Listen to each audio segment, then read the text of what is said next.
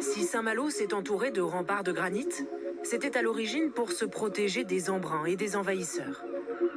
Mais dès qu'il fait beau, la cité corsaire subit un nouvel assaut.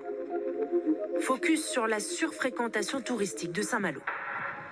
Jusqu'à 100 000 visiteurs par jour venus de Paris en 2h15 de TGV et de la France entière et même d'Europe en voiture. Il y a des places à l'intérieur ou pas? Rempli, non. Vous attendez depuis longtemps? Ok, depuis une demi-heure. Ah ok. J'ai jamais vu ça, c'est pire que Paris. Vous avez abandonné votre voiture où? J'ai mis là.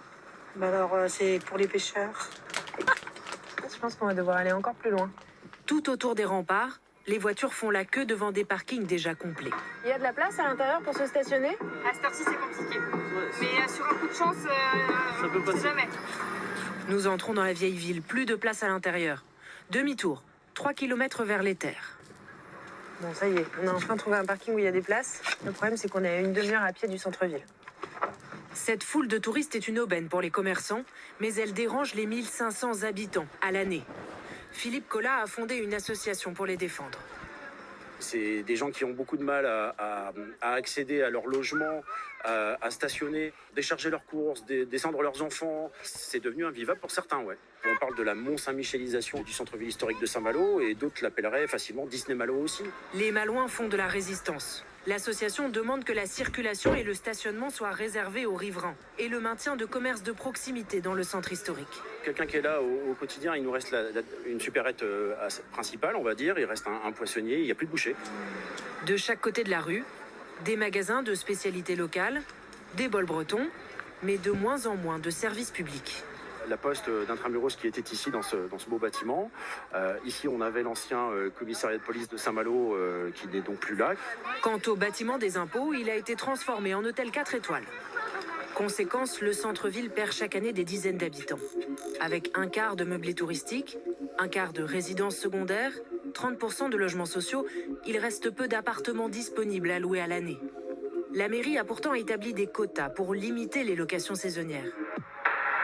Mais est-ce suffisant? Bonjour. Vous avez trouvé facilement un logement? On a quand même mis 6 à 8 mois à trouver. Ah, quand même. Armel et Quentin louent ce 60 mètres carrés pour 700 €.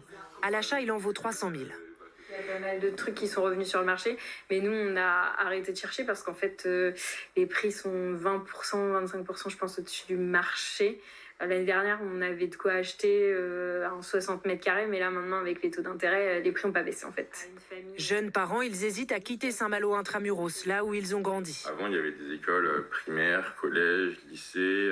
Là, pareil, nous, il n'y a pas de crèche, donc pas de crèche, donc on doit sortir d'intra. Il y a très peu d'assistantes maternelles, donc pareil, on ne va pas pouvoir la mettre sur Intramuros. En fait, il n'y a rien. Qui privilégier? Les touristes qui assurent la richesse de la ville ou les habitants qui ont besoin de services essentiels?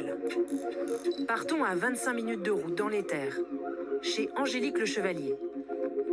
Comme de très nombreux Malouins, elle a quitté le centre-ville. Je ne peux pas y habiter et je ne peux pas y travailler comme je veux. Pas dans Intramuros. Aide à domicile, elle refuse les visites chez des personnes âgées dans la vieille ville. Elle n'y retourne presque jamais.